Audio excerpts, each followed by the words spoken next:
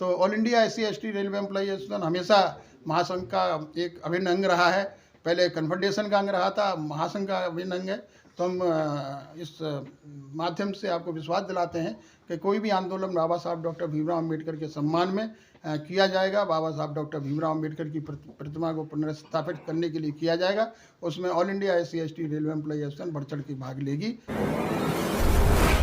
और हमारी all India SC/ST railway employee association के राष्ट्रीय कोषाध्यक्ष श्री प्रेम सिंह जी, अभी सम्मानित प्रेस के सभी सम्मानित भाइयों और बहनों, जैसा कि चौधरी साहब ने अभी आपको संबोधन में बताया कि all India SC/ST railway employee association का अभी पिछले दिनों एक वार्षिक अधिवेशन का आयोजन हमारी केंद्रीय कार्यकारिणी ने किया था, जिसमें लाखों की संख्या में पूरे देश से रेलवे एम्प्लॉई स्पेशल ट्रेन और स्पेशल कोचेस से पहुंचे थे।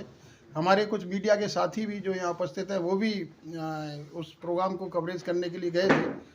तो मैं पहले तो चौधरी साहब का धन्यवाद करना चाहूँगा और मीडिया के उन साथियों का भी जिन्होंने इस प्रोग्राम को कवर किया था, कि आपका बहुत बहुत धन्यवाद कि आपने नागपुर आकर के बाबा साहब डॉक्टर भीमराव अम्बेडकर की जो पवित्र भूमि है, जहाँ दीक्षा ली थी बाबा साहब अम्बेडकर ने, वहाँ पर आकर के आपने all India SC/ST railway employee association के प्रोग्राम को कवर किया था। जैसा कि आपने देखा होगा चैनल के माध्यम से, चौधरी साहब भी पहुँचे थे शाम के समय। पूरा पंडाल जो रेलवे स्टेडियम में भरा हुआ था कचाकच। हमारे अधिवेशन जो है, संविधान दिवस जो जब से भारत सरकार ने घोषित किया है, उसी क्रम में हम संविधान दिवस के अवसर पर अपनी राष्ट्रीय कार्यकारिणी का वार्षिक अधिवेशन करते हैं। पहला हमने नेताजी सुभाष चंद्र बोस स्टेडियम में किया था, जहाँ लगभग 50,000 आदमी एकत्रित थे। चौधरी साहब भी उसमें थे। उसके बाद हमने गुवाहाटी में किया, फिर जयपुर में किया, फिर चेन्नई में किया। कोरोना की वजह से हम लोग नहीं कर पाए थे। ये लोगों की मांग थी कि बाबा साहब डॉक्टर भीमराव अम्बेडकर की दीक्षा भूमि पर हम अधिवेशन करें, तो इस बार वो अधिवेशन संपन्न हुआ और सफल अधिवेशन था। इसके लिए मैं तमाम उन रेल के कर्मचारियों को, रेल के तमाम पदाधिकारियों को और जो भी हमारे साथी उस बीच में पहुंचे थे, उनको सबको धन्यवाद देना चाहूँगा। और उसी अधिवेशन के माध्यम से जैसा कि हमने मंच से भी आह्वान किया था, उससे पहले भी रेल मंत्री जी को हमने ज्ञापन दिया था। उनके सामने 4 मांगें हमने रखी थी कि जो हमारे पदाधिकारी हैं, जब भी उनको जिम्मेदारी दी जाती है तो उनका एक स्थान से दूसरे स्थान पर स्थानांतरण कर दिया जाता है और एसोसिएशन को कमज़ोर करने के लिए वो एसोसिएशन को बंद करना पड़ता है। दूसरा, जो हमारे अधिवेशन होते हैं, जो नागपुर में भी हुआ, अपनी छुट्टी और अपनी पास लेकर के जाते हैं, जबकि ट्रेड यूनियन के पदाधिकारियों को छुट्टी दी जाती है अधिवेशन करने के लिए। हमें भी ट्रेड यूनियन के बराबर ये सुविधा मिलनी चाहिए।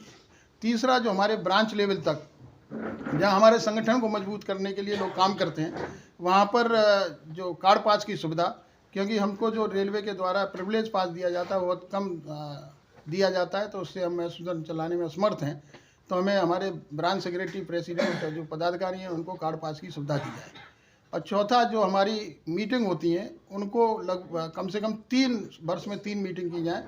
तो सरकारी तौर पर 3 मीटिंगें होंगी। मैं माननीय रेल मंत्री श्री अश्विनी वैष्णव जी का धन्यवाद करना चाहूँगा। और जो हमारे पैटर्न हैं, माननीय अर्जुन राम मेघवाल जी, जो कानून मंत्री भी हैं, उनका भी धन्यवाद करना चाहूँगा। और KP चौधरी साहब भी, क्योंकि उनके समक्ष थे, इनके सामने ही उन्होंने आश्वासन दिया था, आश्वासन दे के आए थे कि वे जल्दी इस कार्य को करेंगे। हमें भी जानकारी मिल गई थी कि ये हमारा कार्य होने वाला है।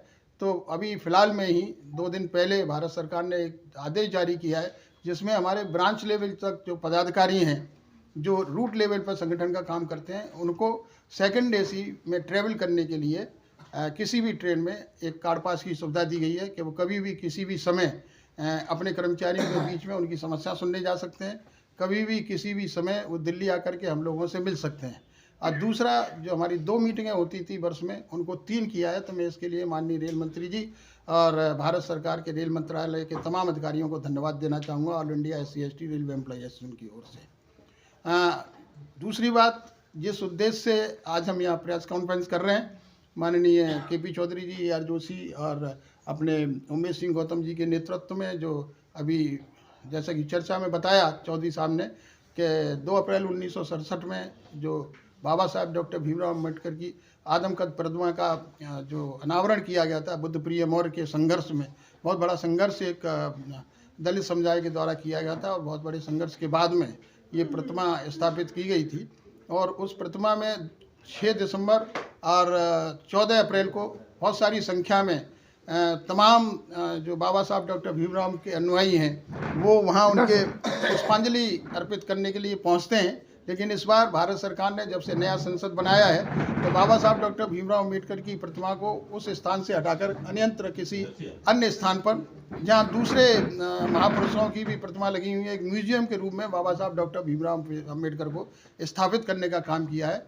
और इसी क्रम में हमारे तमाम जो संगठन है और अनुसूचित जाति जनजाति के और जो हमारे फेडरेशन के अधीन जो इनके सदस्य हैं, एक संघर्ष समिति बनाई है और संघर्ष समिति के माध्यम से उसकी मांग की जाएगी कि जो बाबा साहब डॉक्टर भीमराव अम्बेडकर की जो प्रतिमा है उसी स्थान पर स्थापित की जाए जहां पर 2 अप्रैल 1967 को स्थापित की गई थी।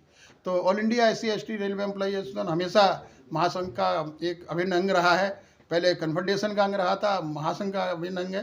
तो हम इस माध्यम से आपको विश्वास दिलाते हैं कि कोई भी आंदोलन बाबा साहब डॉक्टर भीमराव अम्बेडकर के सम्मान में किया जाएगा, बाबा साहब डॉक्टर भीमराव अम्बेडकर की प्रतिमा को पुनर्स्थापित करने के लिए किया जाएगा। उसमें all India SC/ST railway employee association बढ़ चढ़ के भाग लेगी, जैसा कि पहले भी लेती रही है और आगे आने वाले समय में भी जो जिम्मेदारी एसोसिएशन के ऊपर सौंपी जाएगी उस जिम्मेदारी को बखूबी निभाने का काम करेंगे। धन्यवाद। BR अम्बेडकर प्रतिमा पुनर्स्थापना संघर्ष समिति के तत्वाधान में आयोजित प्रेस कॉन्फ्रेंस में हम आप सब मीडिया कर्मियों का हार्दिक स्वागत करते हैं, आपका हम अभिनंदन करते हैं। संघर्ष समिति का उद्देश्य बाबा साहब अम्बेडकर की प्रतिमा को जो संसद भवन के परिसर में 2 अप्रैल 1967 को समाज के लंबे संघर्ष के बाद स्थापित की गई थी, उस प्रतिमा को उसके मूल स्थान पर स्थापित करना संघर्ष समिति का मूल उद्देश्य है। संघर्ष समिति के तत्वाधान में अभी 9 अगस्त 2024 को एक बड़ा आंदोलन दिल्ली के जंतर मंतर पर आयोजित किया गया था। इसी क्रम में अब 6 दिसंबर 2024 को संसद मार्ग पर जो हमारी संघर्ष समिति है उसके तत्वाधान में एक बड़ा पंडाल लगाया जा रहा है। उस पंडाल में बाबा साहब अम्बेडकर की स्टैचू लगाई जा रही है। उसमें सबके बैठने के लिए और भोजन की व्यवस्था भी संघर्ष समिति द्वारा की गई है। समाज के सभी आम और खास सभी भाइयों से, बहनों से, बुजुर्गों से, बच्चों से हमारा अनुरोध है, निवेदन है कि आप सब लोग 6 दिसंबर 2024 को प्रातः 8:30 बजे से 9 बजे के बीच में आप संसद मार्ग पर अपनी डॉक्टर BR अम्बेडकर प्रतिमा से जो पुनर्स्थापना संघर्ष समिति का पंडाल है उसमें जाकर उपस्थित हों, परम पूज्य बाबा साहब अम्बेडकर जी की स्टैच्यू पर अपने श्रद्धासुमन अर्पित करें, अपनी एकता एकजुटता का परिचय दें और भारत सरकार से पुरजोर मांग करें कि हम सब लोग की भावना है, हम सब लोग चाहते हैं कि हमारे परम पूज्य बाबा साहब डॉक्टर भीमराव अम्बेडकर जी की प्रतिमा को उसी स्थान पर जहां ये 2 अप्रैल 1967 को स्थापित की लगी थी वहीं पर स्थापित कर दें। सरकार से मांग की जाएगी 6 दिसंबर 2024 को। इसके साथ साथ सरकार से हम ये उम्मीद भी करेंगे कि हमारे समाज की भावनाओं का आदर करते हुए इस प्रतिमा को पुनः उसी स्थान पर स्थापित कर दे।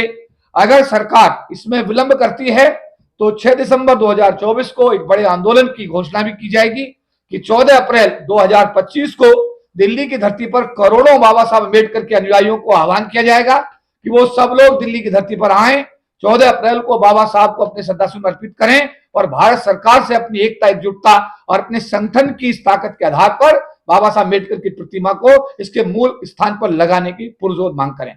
आप सब लोग इस पत्रकार सम्मेलन में आए, हम पुनर्स्थापना संघर्ष समिति की तरफ से आप सबका आभार और धन्यवाद व्यक्त करते हैं और हम एक बार पुनः आपके माध्यम से अपने समाज को अपील करते हैं कि आप सब लोगों को 6 दिसंबर 2024 को प्रातः 8 और 9 के बीच में हर हालत में संसद मार्ग पहुंचना है और अपने परम पूज्य बाबा साहब अम्बेडकर की प्रतिमा को हर स्थिति में इसके मूल स्थान पर स्थापित करने के लिए अपने संघर्ष को जारी रखना है। सभी को जय भीम, नमो बुद्धाय।